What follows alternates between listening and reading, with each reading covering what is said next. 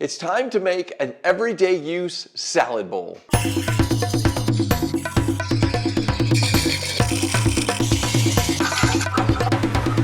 Hi, I'm Kent and welcome to Turn a Wood Bowl. Today I'm going to make a salad bowl that can be used every day if you'd like. I'm going to start with a piece of hickory. Now, this particular piece comes from a much larger log. This was cut down from the log to a slab and then from the slab to a cylinder. I'm taking this slab on the bandsaw and turning out the cylinder that I'll be using today. I've got that cylinder all ready to go, so I'm going to bring it over to the lathe and we're going to get started. All right, with these larger bowl blanks, I like to use a beefy faceplate. That's going to give me the most secure connection to the lathe. And the way I attach the faceplate is I'll start one screw, but I won't tighten that all the way down. I'll make sure that the center point of the blank is in the middle of the faceplate, and then I'll put the second screw in and tighten it down, and I'll go back to that first screw and then tighten it up as well. Now, this particular faceplate has 3 different sections of screw holes. I try to get at least 50% of those holes filled. It's not a bad idea just to go ahead and fill them all up. That's going to give you a really secure connection. Now when you bring this to the lathe, hold the bowl blank and hand turn the threading so that you're not damaging any of the threading on the headstock. And I'm going to bring the tailstock up, but I'm not going to connect it yet. I'm going to actually spin this and then let it connect. That way I'm bringing the tailstock in right on the center point of that blank. I'm going to get my tool rest in position, and I'm going to start with my 5/8 inch 55 degree bevel swept back bowl gouge to start roughing away some of this material.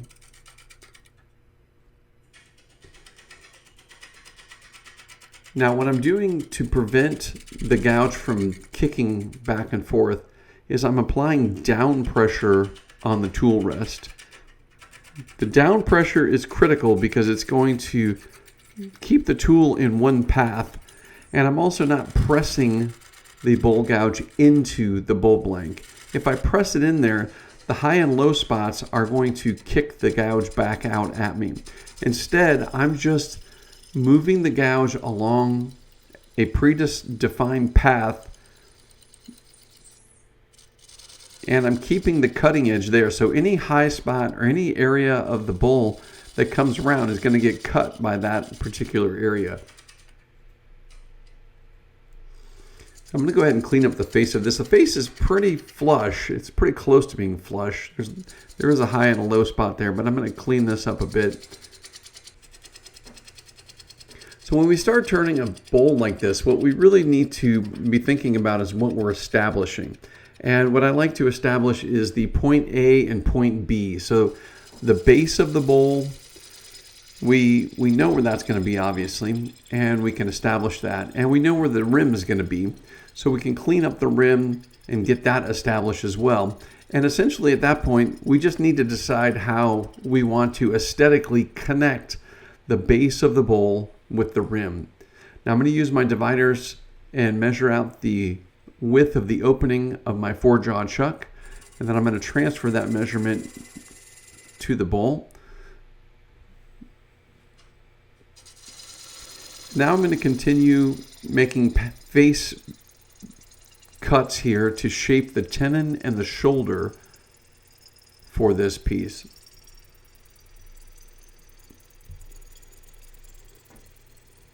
Now you want to take your time. This is hickory. It's a relatively dense wood, and this has been sitting around for a couple years, so it's pretty dry, and it's dense, so it's relatively hard on the tools. And I'm going to be sharpening my gouge several times before I'm done with this bowl. One of the things you really want to pay attention to is the gouge performing as well as it did when you just sharpened it or the last time you sharpened it? It sounds like it would be easy to tell, but it's kind of a gradual process that just slowly degrades where you almost don't notice it until you get to the point where you realize you're pushing with the tool and you're forcing it and it doesn't really want to cut very well. And well, that's when you've gone way too long. You want to catch it before then and then go back over to the sharpening station and sharpen up the edge, and then you'll have that better performance back as you're cutting.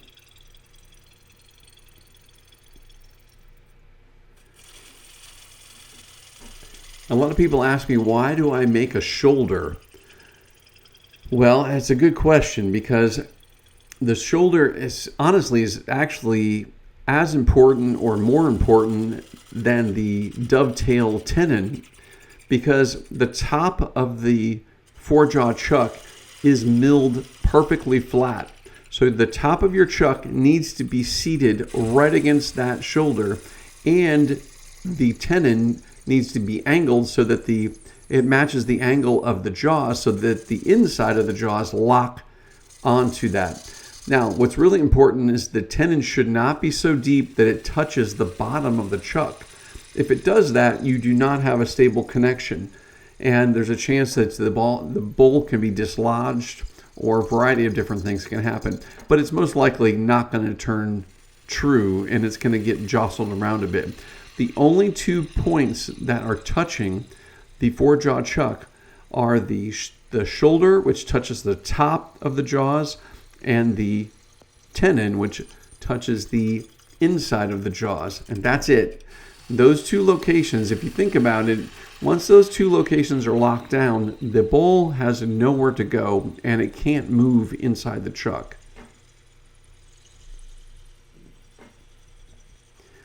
So I'm taking my time now that I've established the base. Like I said earlier, I'm establishing the base, which will be our point A. We have the tenon and the shoulder defined. Now I'm shaping the curve that's going to go up to the rim. Now the other thing that's important about the shoulder is, design-wise, I will be using the shoulder to create the foot of the bowl later on. So I have this protrusion, or this extra material that's cut, that I can shape however I want. If I want to remove all of that and make a calabash bowl, I can do that. If I want to remove a small amount of that and leave the shoulder pretty much the way it is to make the foot, I can do that. If I want to make it narrower, I can do that. If I were to make a mortise or a recessed mortise, I'm very limited as how I can shape the bottom of the bowl with that recessed mortise. But with a shoulder and a tenon, it gives me plenty of options for how I want the bowl to appear aesthetically and how the foot will be created. So I'm cleaning up the side of the bowl here, and this is going to help the bowl turn a little bit truer on the lathe now. It's amazing, with just a little bit of imbalance, one side that has just a little bit more material than another, it really becomes unstable. I'm going to use the bottom wing here and do a scraping cut just to scrape away this top edge of the rim, because I want to make sure I've got a good flat rim all the way around. Now that I have the flat rim around, I'm going to show you this camera view so that you can see how I'm working and where I'm working right now. I have the base established and I have the rim established. Now I just need to connect those 2 points.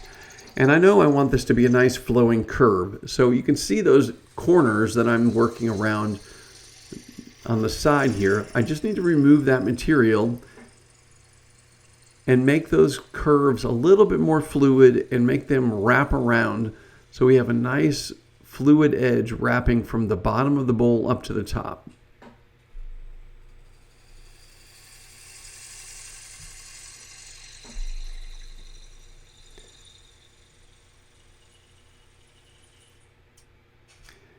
And one thing that's important is, don't be afraid to remove material. I know from my early days it was kind of intimidating at this point. You would think, "Oh, I don't want to cut any more material away because I don't want to go too far." But if you're not getting the shape you want, it's not working out. Just go ahead and remove some more material. Now I'm going to make this bowl have a slightly closed rim. That means I need to work from the rim down to the high spot. Now I've got a video all about the supported grain cut, and it's a super important concept to grasp. Once you grasp it, it's pretty easy to understand, but you really want to check out that video after you've seen this so you understand what a supported grain cut is. It will help the quality of your bull gouge cuts immensely, because unless you know what a supported grain cut is, you're probably occasionally going to do an unsupported grain cut, which is going to leave a very rough surface that's going to require a lot of sanding, more sanding than you could possibly do to clean up an area, which is not fun to do at all.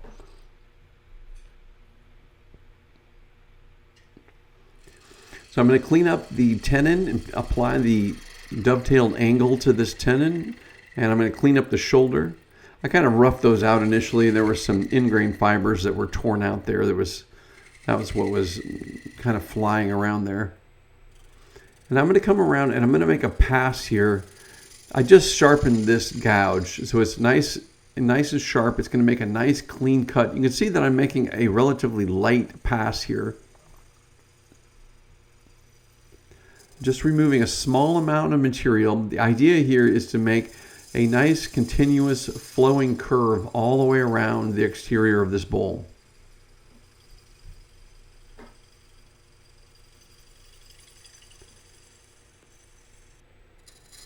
And again, I'll reverse the direction from the rim up to the high spot because of this closed rim. That's the supported grain cut direction right there. So I'm not ripping out excessive amounts of ingrain fibers. Remember, if you're using the bowl gouge properly and you're making good clean cuts, especially the last few passes like this where it's very light cuts, you should have to do very little sanding. And if you're applying this technique, the shear scrape, which when you get done with this video, there's another video on shear scrapes you should really check out as well. If you apply the shear scrape, you're basically shaving. You can see how fine these fibers are that are coming off the bowl. The shear scrape essentially shaves that surface and takes out any kind of tool marks or imperfections and leaves the surface in a great condition. Again, reducing the amount of sanding that's necessary.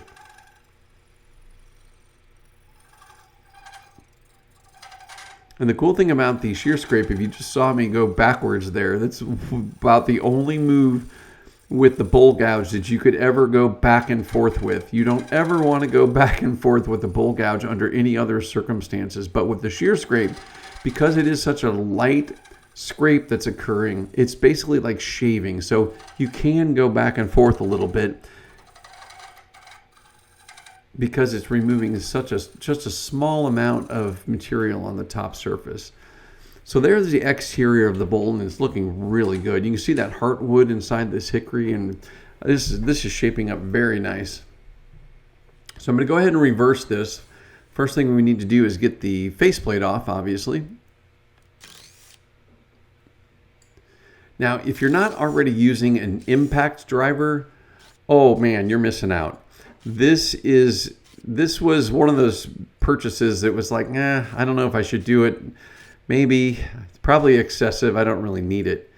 But I can tell you, I was using a drill, just an electric drill before with a driver bit in it, and it would constantly strip the screw heads. I was throwing screws away like crazy.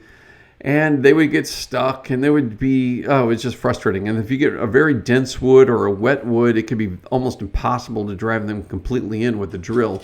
But the impact driver, oh my goodness, it just puts them in there, takes them out, doesn't strip them.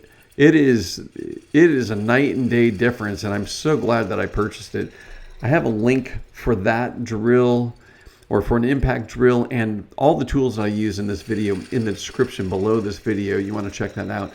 Also on my website, I've got all of the tools that I recommend in my recommended equipment guide, which is at the top of the website at turnawoodbowl.com. You can click on that, and I've got links for all of the different material. But I can tell you, the impact driver is just a game changer. It makes it so nice, and I'm not purchasing screws and breaking them and having all those headaches that I used to have. So I have the tailstock up for added support here. Now, part of the reason is I'm moving at a perpendicular direction against the headstock. So we got to remember that the tenon is attached to the four-jaw chuck. if I apply a lot of side pressure here or get aggressive and make deep cuts, which is kind of what I'm doing right now because I just want to remove a bunch of this material. If I were to do that without this tailstock support, it's going to put a lot of pressure on the tenon and on the chuck. And we don't really want that. So whenever you can, get the tailstock up there and use it for added support. By the way, if you haven't already, do me a huge favor and like this video and be sure you're subscribing too. I'd greatly appreciate that. We're creeping up on 100,000 subscribers and I think that's pretty awesome. Can't wait to get there. So I'm going to back the tailstock out here and go ahead and knock this little nub off. No, it doesn't want to come off. So I'm just going to go ahead and turn this off. There it goes. Now I do have a crack that's occurring on the top of this blank that's a little bit of an issue. It's a check that has been going on for a while. Now keep in mind this is almost 2 years old. So I'm not super worried about it. If it was going to be a serious crack that was going to go through the entire piece, it would have gone through by now. So it's up towards the top of this, and I'm going to kind of work around it. I'm going to remove some of this material on the top of the bowl, and I'm going to need to probably fill some of those cracks with glue, but that's really not that big of a deal. Again, I'm taking advantage of this tailstock being here and making relatively aggressive passes, removing as much material as I can, as quickly as I can. Now I'm going to slowly define the rim and where I want that rim to be. And I'm liking how that looks. So get just this really slight closed rim there. Now a closed rim is where the rim is narrower than the widest point of the bowl itself.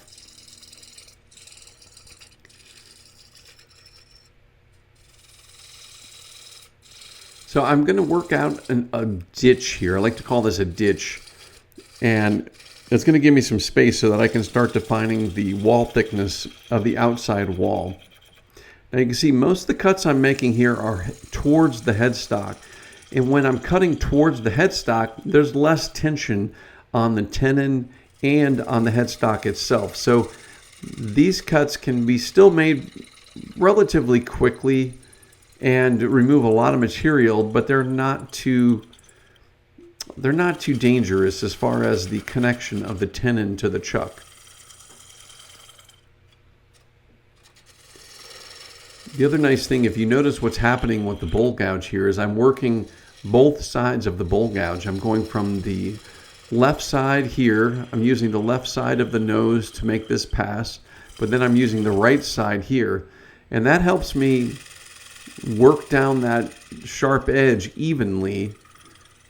So when I go back to the sharpening station, I'm going to sharpen the entire front end of that bowl gouge. So if I don't use one side of it, I've kind of just wasted that sharp edge. But by using this technique, I'm using the left and the right side as I go. The bowl is relatively balanced. I've just sped it up just a bit here.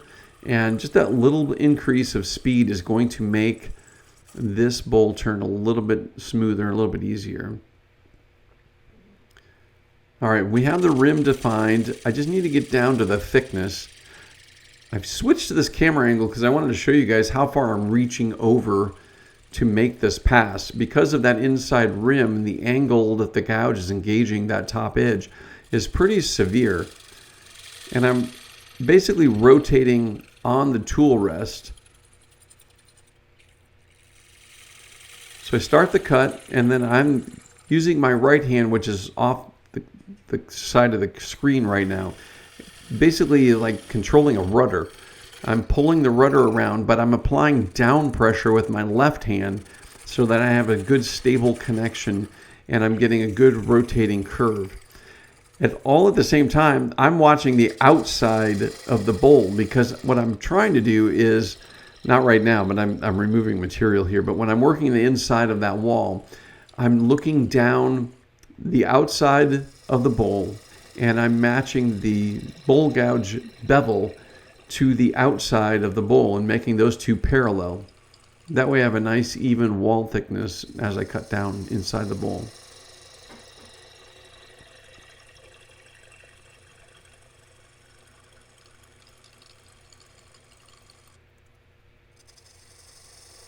Now this is very hard wood. You can see I'm not taking off too much material at one time, simply because it is very hard and dense.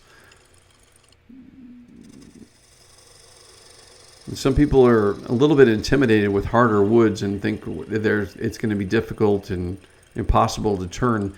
And essentially the reality is you just need to make sure your bowl gouge is sharp. And if it's becoming more difficult to turn, then you probably need to resharpen your gouge. And it's that simple. I'm getting down to the thickness that I'm looking for here. I'm rubbing the bevel, starting a cut, and then making a very light pass just to get down to the thickness that will become the overall thickness for this bowl.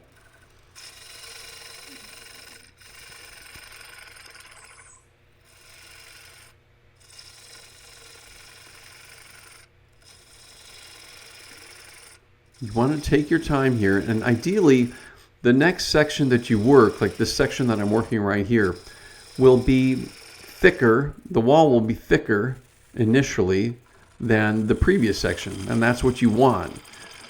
So if you were to see this as like a cutaway profile, that top couple inches, or maybe like 8 to 10 centimeters there, is already established. It's a nice parallel outer wall and inner wall, so the wall thickness is just fine.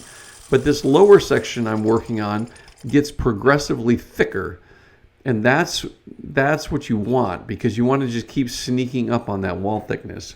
And I'm noticing that this tool is cutting a little bit slower, so I'm going to go back over to the sharpening station. I'm going to show you guys what I'm doing this time. I'm not going to show you every single time, but basically, once your system is set up, you bring the gouge over, get it set in the jig, clean up those bevel profiles, and that's it. You can go back and continue cutting.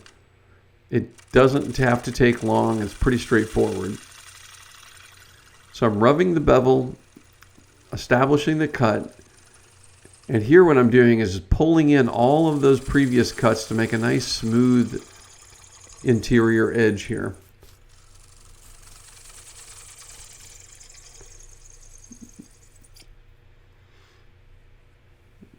Let's take a look at this. All right, it's feeling good. You do want to stop frequently and just check it. Use your calipers if you need to.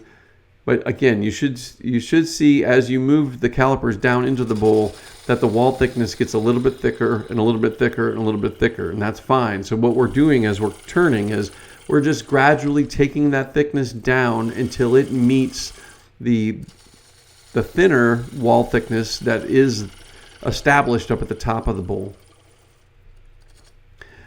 So I'm going to remove some more material in the ditch area so that I can access that sidewall.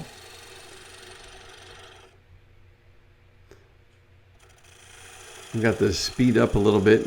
It's interesting, between the frequency of the strobe of the lights and the camera, it looks like I slowed down the lathe, but it's actually going faster than it was just a moment ago.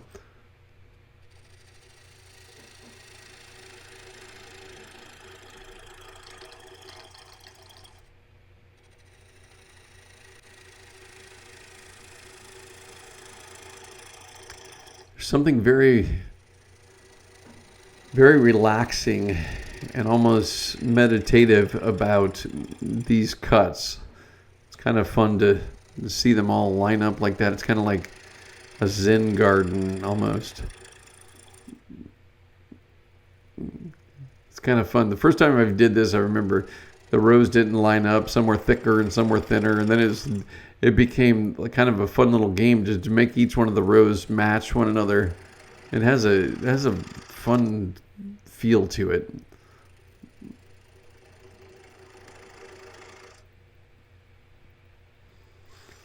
Now that center mass really helps to stabilize the bowl, so that's why I don't remove all of it immediately. Now I'm going to switch to my curved inside tool rest. This will make it a little bit easier for reaching the inside of the bowl. I can turn that in, and I can keep the tool rest closer to the surface so I get a better, more stable cut. Check those edges while I'm there. Going to remove more material in the center. Now this bowl is about 14 inches or 36 centimeters wide. It doesn't sound very large, but I think this is going to be a relatively big bowl. A bowl like this is fantastic for putting on the counter and maybe having some fruit in it, or you could use it for serving. You could serve salads in it. You could do all sorts of different things with this bowl. Or you can just simply put it on the shelf or on a counter with nothing in it, just to display its beauty. And that's what's fun about these bowls, is they are very versatile and you can do a lot with them. You can see in the area that I just cleaned out and made accessible how it's thicker than the top section there. And you can also see how each pass I'm making is very, very light. I'm just removing a little bit of material. You can see how it's getting thicker and thicker. That's what you want. And then with each cut, so I'm looking straight down. I'm just removing a little bit of material.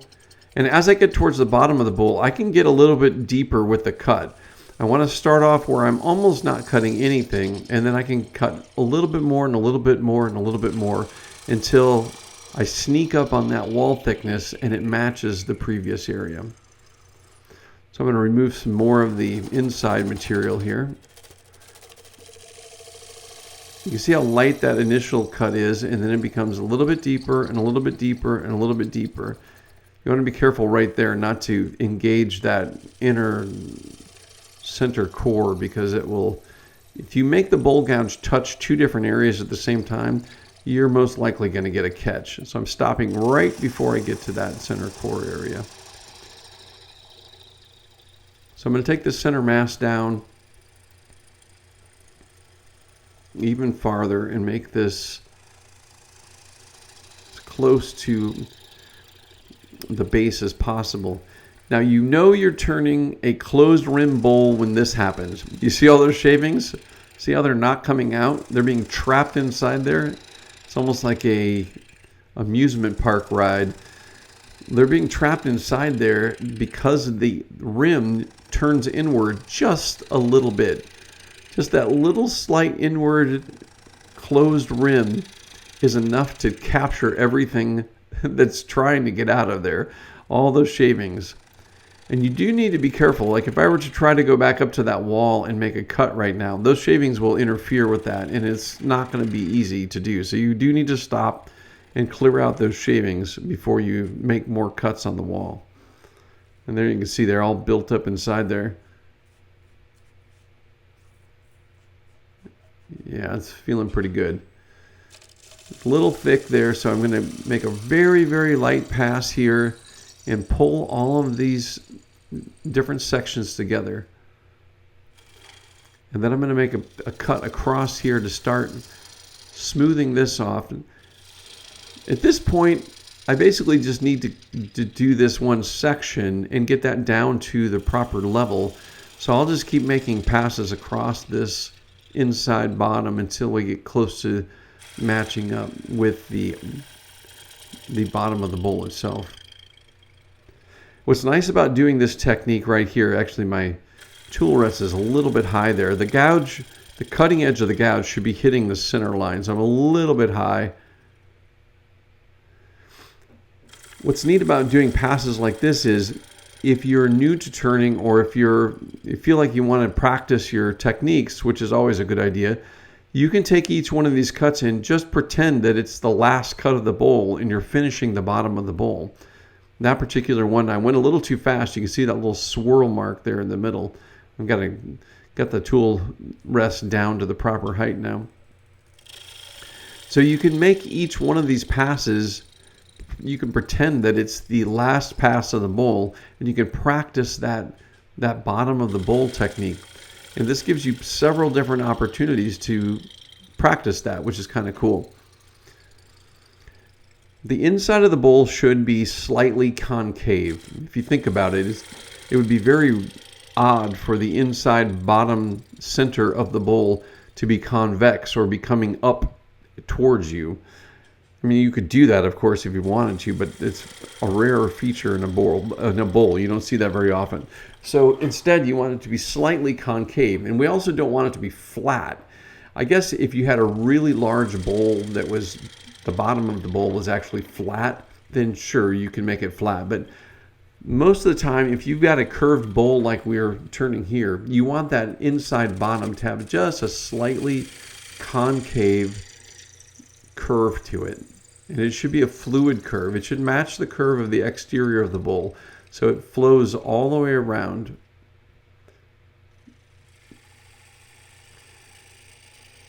Now this particular wood is dense and these walls are relatively thick. So I went back up to the center part of that wall and made a pass and linked all these together. I can see that the bottom is a little too thick still. So what I did is I brought the gouge up to the side, just rubbed the bevel lightly and engaged the gouge cutting edge ever so slightly, and then slowly made the cut. Okay, I'm going to check now with my other depth gauge. I'm going to make a very light pass. You can see how thin that is, and the gouge is completely open, meaning the flute is pointing upward. I would never do this when I'm making a deep pass. This is only for a light finishing cut. Having the gouge open or facing upward like that is a very good likelihood that you're going to get a catch. So you want to be careful when you do that. Okay, so now I have this crack that I mentioned earlier on the side. And what I'm going to do, this might seem odd, but I'm just going to take some wood glue, press that down into the crack, and then quickly sand it. I'm using 150 grit sandpaper here, and the crack's a little bit deep, so I'm going to apply a little bit more. You push it down into the crack really well. And what's going to happen, that's going to fill the crack, but as you sand it, there's a little bit of dust that's going to come up from the sanding, and that's going to coat the top layer of the glue, and also the friction from the sandpaper almost cauterizes the top portion of the glue. And then it will cure and it will blend in with everything else, and it will also lock in that little check so it doesn't continue expanding. But again, this wood is mellowed out pretty nicely, and it should be fine. That crack is not going to continue expanding. So I'm going to go ahead and sand the exterior, sand the interior. You always want to remember not to sand across the inside center with the lathe running. You want to stop the lathe like this and then work that whole inside center portion. I can explain that to you in more detail if you want to check out my sanding video. I'll put a link to that here.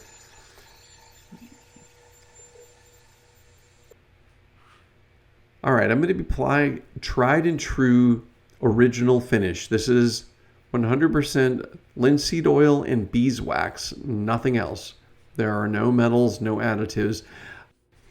I know you guys hear me talk about this product a lot, and I'm not endorsed by them, but I just love this product because it is so simple and food safe and child safe and all of that. So it's a go-to product. When I want a nice luster on a finish, not a high gloss, but just a nice luster that shows off the grain of the wood like you're seeing here, I go to the tried and true original, and I just love the way this works. And it's really durable for something like this, a bowl that's going to be used frequently, such as a salad bowl.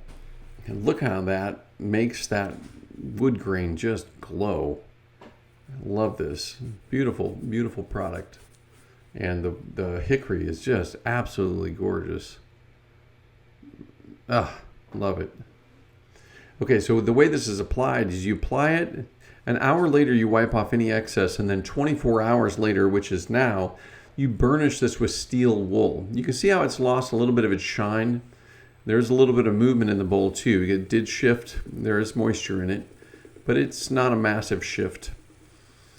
And what I'm doing here is I'm just burnishing this with 4/0 steel wool, and that's going to take off any excess. You can see it there on the steel wool. You can just take the steel wool and stretch it out and use a different portion. And it's going to apply a really nice luster finish to this. I'm going to go ahead and switch out my 4-jaw chuck. And I'm going to use my larger plate here to mount this and reverse it so that I can shape the foot of the bowl. I'll bring the tailstock back up. Now this is where it's great having that tailstock that I used initially. So I already have the mark there. I just need to line that up. And by lining that up, everything turns perfectly true right off the bat. Now I'm going to use my 1/2-inch 55-degree bevel swept back bowl gouge to do push cuts in towards the headstock, again to create the least amount of trouble for this mount. If I were to press sideways on it, I could potentially push it out of the tailstock and or the plate mount. We'd have to push pretty hard, but either way, I'm making passes that are pushing in towards the headstock, which helps hold all this together. So I'm going to remove the tenon, and then I'm going to take the shoulder and shape it into the foot of the bowl like I mentioned earlier.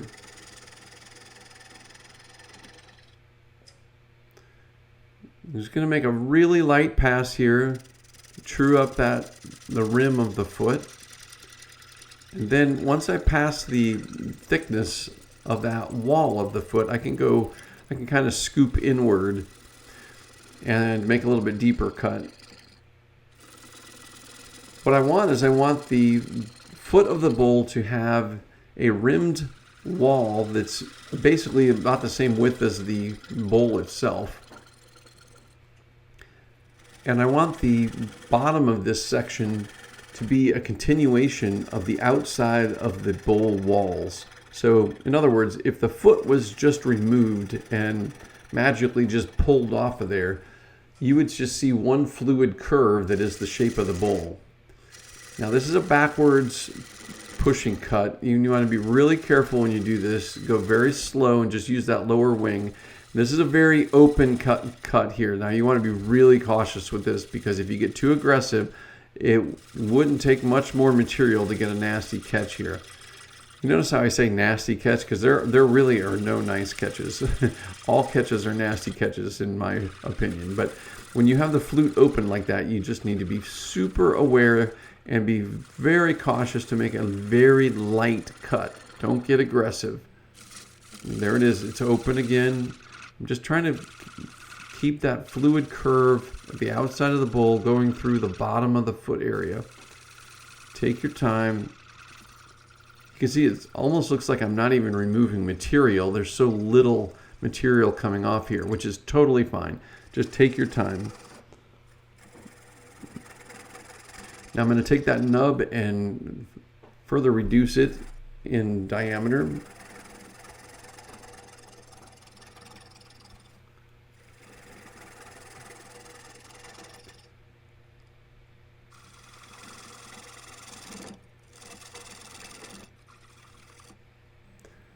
All right, I'm going to switch to my spindle detail gouge. This gives me a steeper angle where I can get down in there. You can see how I can take that nub down. And again, I'm using it to continue that curve at the bottom of the bowl. You also, of course, want to make sure that where I'm working right now is lower than the rim of the foot, because you don't want the bowl to be sitting on this bottom portion. It should be sitting on that outer ring or that outer rim. It's getting pretty narrow here. I'm going to apply forward pressure and turn the lathe off, and that will sever that little nub from the bowl. And there we go. Now I have a small little area in the center there that needs to be sanded, and I'm going to sand that using the side edge of the foam pad. You want to make sure you turn it around and move it around so that you are evenly sanding that whole area. And here's the finished piece. Look at that wood grain. Look at that heartwood, how gorgeous that is. There is a wormhole in there, but you know what? I kind of like that. I love the characteristics of having a little bit of imperfection there. But look at that heartwood and sapwood. It's absolutely gorgeous. Ah, I never get tired of making these things. There's that small little check, but it's secured with the glue. And look at that interior. Wow. Love it.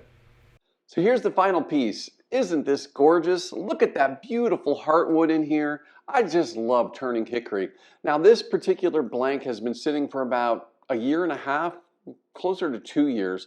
So it's mellowed out. I like to call it mellowed out, meaning there is moisture in this still, but not a lot of moisture content.